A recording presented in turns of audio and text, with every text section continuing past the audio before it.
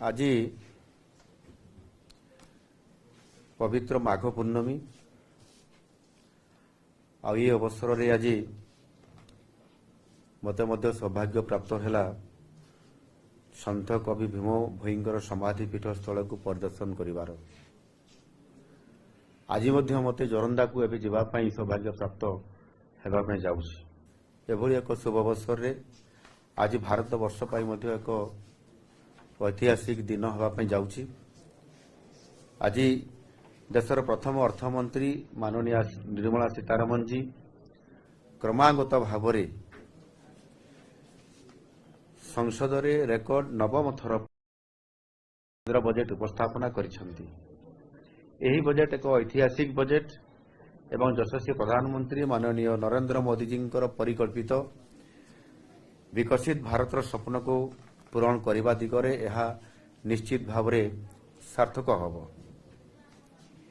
ये budget अभिवृद्धिमूलक budget जहाँ समाजर सबु श्रेणीर सबु वर्गर लोकों पाई रोजगार सृष्टि करने ये सहायक हब। यथार्थ यही बजेट को माननीय अर्थमंत्री सबुठ बेसी फोकस करिसेंती युवा शक्ति को। यही बजेट रे समाजर प्रत्येक वर्गर कल्याण पाई किछि ना किछि घोषणा करा जायछि। देशर भित्तिभूमि को गति देबा पाई चलित बजेट रे रेकर्ड 12,20,000 कोटी टंकार पुंजी खर्चर प्रावधान रखा जायछि एवं एथिरे विशेष करिकि कृषि को प्राधान्य दिया जायछि। ता सहित मध्य शिल्प को मध्य प्राधान्य दिया जायछि, जहा द्वारा अधिक नियुक्ति सृष्टि हब एवं नियुक्ति सृष्टि हेले ही देश को विश्वर तृतीय बृहत अर्थनीति रे परिणत करिबारे ये गोटे बहुत बड़ सहायक हो पारिबो। आ ये बजेट रे अस्पष्टता बदल स्पष्ट कार्यान्वयन, बड़ बड़ कथा बदल नियमित संस्कार एवं सस्ता लोकप्रियता बदल लोकंकर सेवा उपरे मध्य ये गुरुत्व को बहुत प्राधान्य दिया जायछि।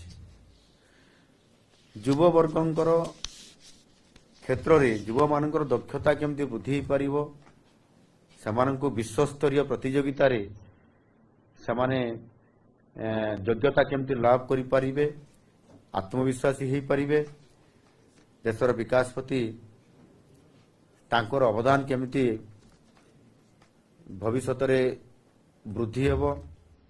आ सेति पई ये युवा शक्तिर बजेट बोली मध्य कुहा जाउछि। याकू आर्थिक अभिवृद्धि को आहरी अधिक प्रखर करिया पाई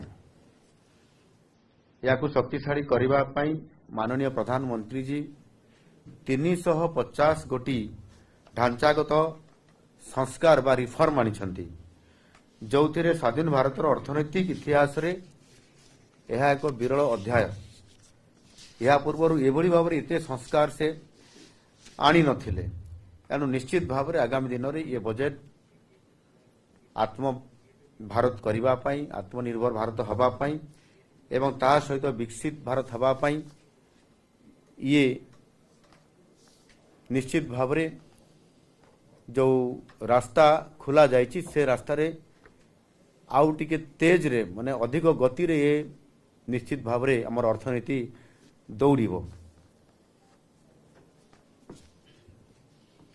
मु कहबा पई चाहूची ए क्षेत्र रे विशेष करिकि आम ओडिशा पाई मध्य बजेट रे स्वतंत्रता दिया जायछि एवं ओडिशा को फोकस करा जायछि। ता भितर मु लंबा नई करिकि किछि कथा को मु रखिया पई चाहूची। ओडिशा पाई रेयर अर्थ कॉरिडोर या को स्वतंत्रता दिया जायछि। आपण जानिथिबे किछि दिन पूर्वरु मध्य आमे मध्य सेही भली जेतेबेले Utkarsh Odisha make in Odisha conclave माध्यम रे रोड शो करूछु किछि उद्योगी मानकु मध्य आकर्षित करिबा पाई एवं ए जो रेयर अर्थ उपरे फोकस करिबा पाई मध्य आमे समान को आमंत्रण करिथिलु। आ सेही आधार रे आज केंद्र बजेट रे स्वतंत्र भाव रे रेयर अर्थ कॉरिडोर हिसाब रे आपनकर घोषणा करा जायछि। केंद्र सरकार ताकू घोषणा करिछंती ବିରଳ ଖଣିଜ ପଦାର୍ଥ ନିମନ୍ତେ ଏବଂ ସେଥିପାଇଁ କିଭଳି ଭାବରେ ଆମର ଆମଦାନୀ ନିର୍ଭରଶୀଳତା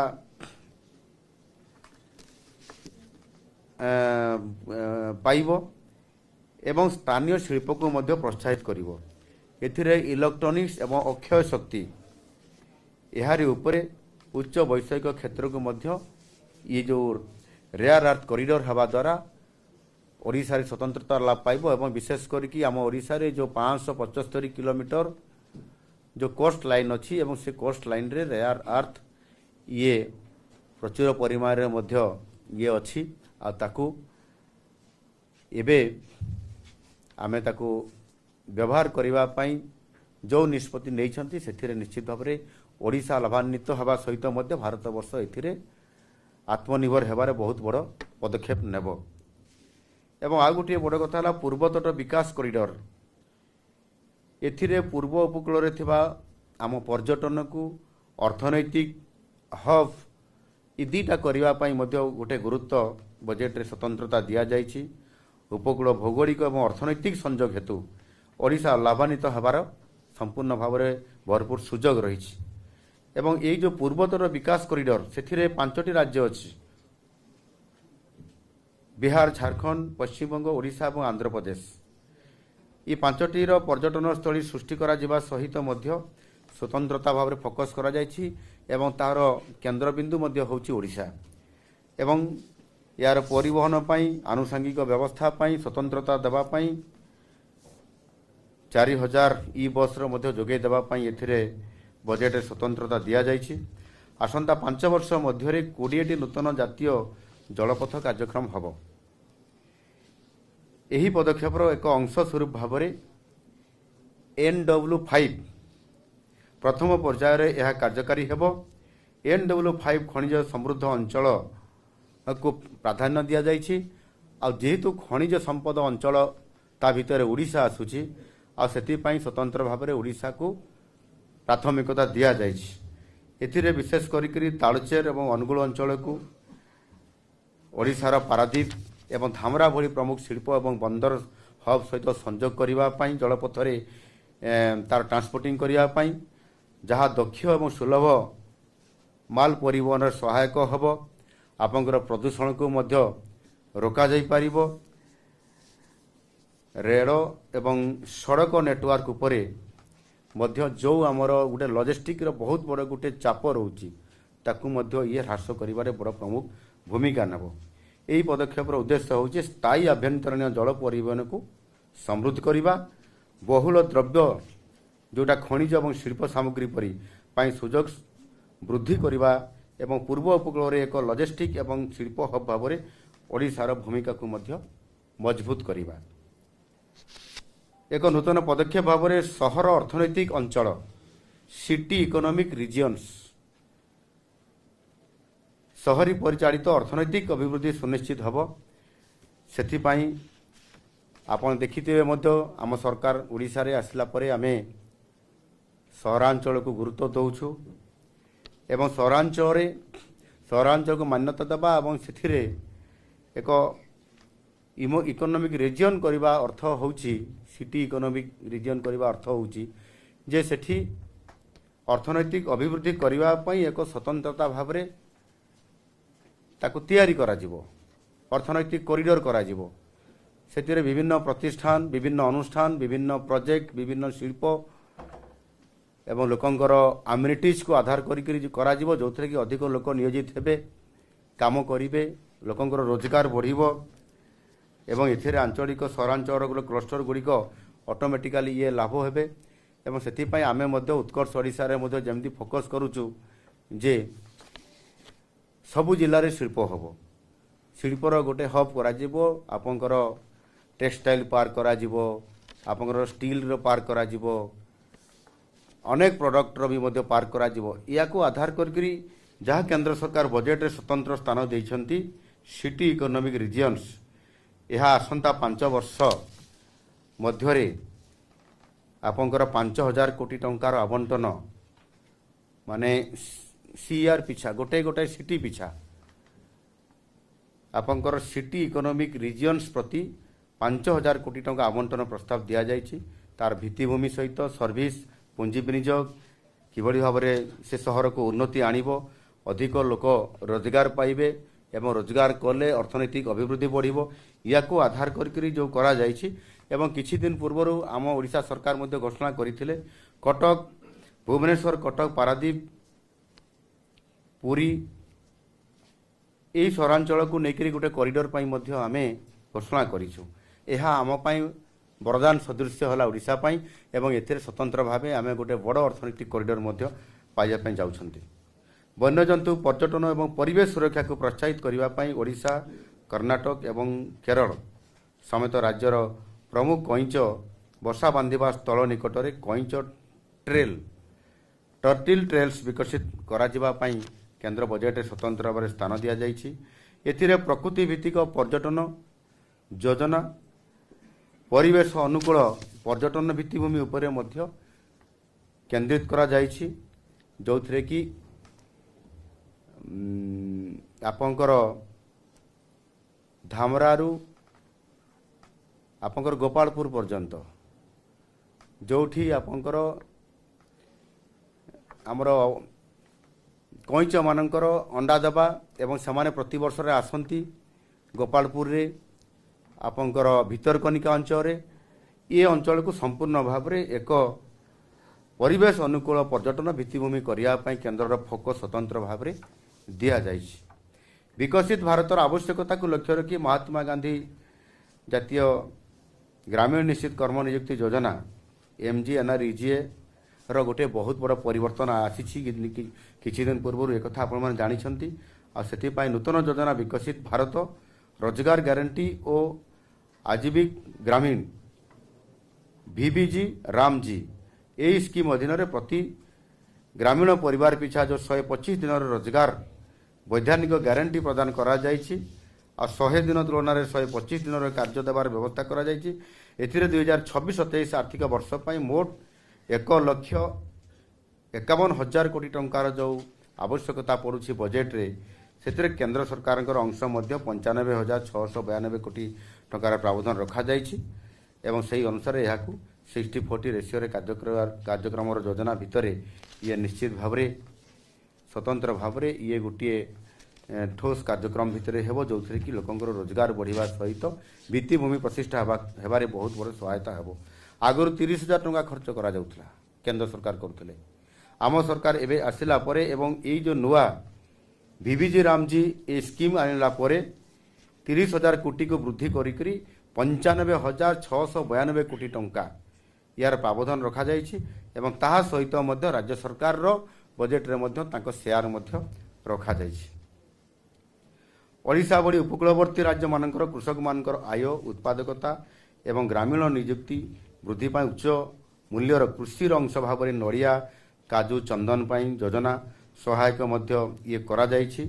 ଆଗାମୀ ଦିନରେ ଏହାର ଉତ୍ପାଦକତା ବୃଦ୍ଧି ପାଇଁ ଇଏ ସମସ୍ତ ନଡ଼ିଆ ଏବଂ କାଜୁ ଏବଂ ଚନ୍ଦନ ପାଇଁ ୟାର ଅଧିକ ପ୍ରୋତ୍ସାହନ ଦେବାର ଯେଉଁ ଲକ୍ଷ୍ୟ ରଖାଯାଇଛି, ଏହାଦ୍ୱାରା ଆମର ପ୍ରଡକ୍ସନ୍ ବଢ଼ିବ।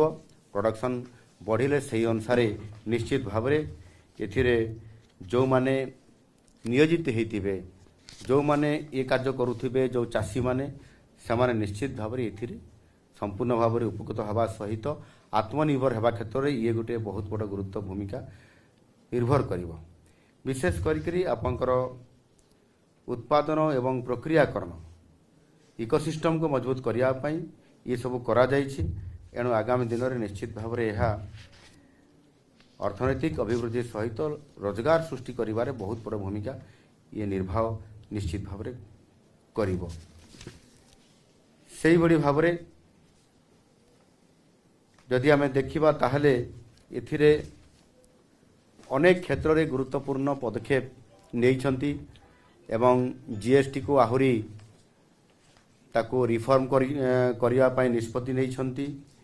ଆପଣଙ୍କର ଅନେକ ଯେଉଁ କ୍ରିଟିକାଲ ମିନେରାଲ କଥା ମୁଁ କହିଲି, ତା ପାଇଁ ଆପଣଙ୍କର national critical mineral mission NCMM ମାଧ୍ୟମରେ ଖଣିଜ କ୍ଷେତ୍ର ପାଇଁ ଏଥିରେ 7 ବର୍ଷ ମଧ୍ୟରେ 34,300 କୋଟି ଟଙ୍କାର ବ୍ୟୟବରାଦ ଏହାକୁ ସ୍ୱତନ୍ତ୍ରତା କେନ୍ଦ୍ର ବଜେଟରେ ସ୍ଥାନ ଦିଆଯାଇଛି एवं प्रमुख पदक्षेप मध्य गुरुत्वपूर्ण खनिज मूल्य श्रृंखला भैल्यू चेन 16,300 कोटी टंका आमदानी उपर निर्भरशीलता ह्रास करने 4टी राज्य में नूतन रेयर अर्थ कॉरिडोर एवं कोयला बाष्पीकरण 35,000 कोटी टंकार प्रोत्साहन एथिरे मध्य अंतर्भुक्त अच्छी।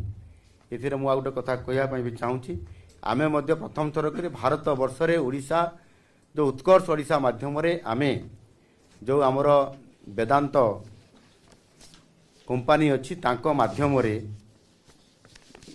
80,000 कोटी टंकार गोटे प्रकल्प ओडिशा रे हेबा पई जाउची जोटा कि भारत वर्ष रे प्रथम एथिरे कोयला बाष्पीकरण पाई से खर्च करेंगे एवं एथिरे प्रोत्साहन टंका जो देवार व्यवस्था केंद्र सरकार आज ये स्वतंत्रता देले 35,000 कोटी टंका एथिरे निश्चित भाव में ओडिशा लाभान्वित हम।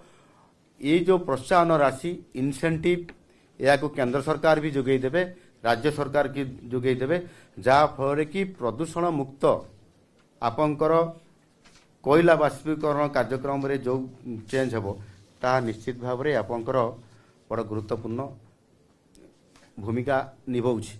एनु गोटे पटे डबल इंजिनियर सरकार राज्य सरकार जहाँ योजना करिसंती केंद्र सरकार बजेट रे फोकस करबा द्वारा एथिरे ओडिशा अधिक लाभान्वित होउछि एवं आगामी दिन में निश्चित भाव में आमे हमर अर्थनैतिक अभिवृद्धि रोजगार को वृद्धि करिया पई शिल्पायन को आहुरी आग को नबा पई आज मध्य शिल्पायन रे केंद्र सहयोग रे आमे जो स्तर देखिए आज जाऊँ आज भारत वर्ष द्वितीय स्थान में आज ओडिशा अच्छी।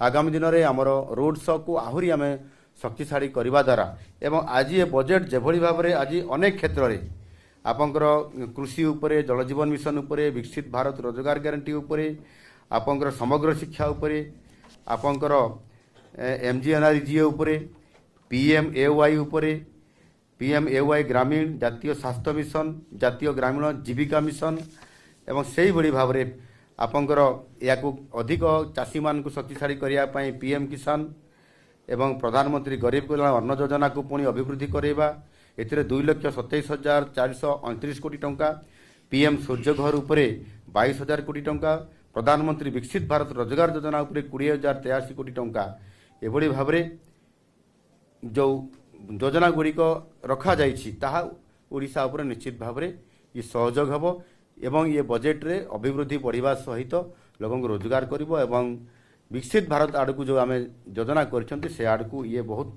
सहायक हो पारिबो। एणु मु आपण मान को निश्चित भाव में ये अवसर रे जे ये बजेट अति गुरुत्वपूर्ण ऐतिहासिक बजेट होइछि एवं ये बजेट आगामी दिन में यार रियल को आम जिते जीवा सेते देखिए निश्चित भाव में एथिरे गोटाए स्वतंत्रता रही बजेट रे ताहा होछि नियुक्ति को भरपूर सुजोग देवा एवं उत्पादन वृद्धि पाई ये बजेट होछि सबुठारु श्रेष्ठ बजेट बोली मुझे कहवाई चाहूँगी। एणु निश्चित भाव में एथिरे ओडिशा पाई स्वतंत्रता भाव में फोकस करा जाइछि। एथिरे आपंकर रोड सेक्टर रे रेल सेक्टर रे आपंकर पोर्ट सेक्टर रे ये समस्त क्षेत्र में ओडिशा को जेभली भाव में केंद्र प्राधान्य देइछंती आगामी दिन में ये बजेट ऐतिहासिक हेबो एवं भारत वर्ष पाई ये विकसित भारत पाई एवं ओडिशा पाई मध्य समृद्ध ओडिशा पाई ये डबल इंजिनियर सरकार रे सहयोग करबा पाई ये बजेट अत्यंत गुरुत्वपूर्ण एवं ऐतिहासिक ये बजेट आगामी दिन में ओडिशा को समृद्ध करिबारे प्रमुख भूमिका नेबो। धन्यवाद।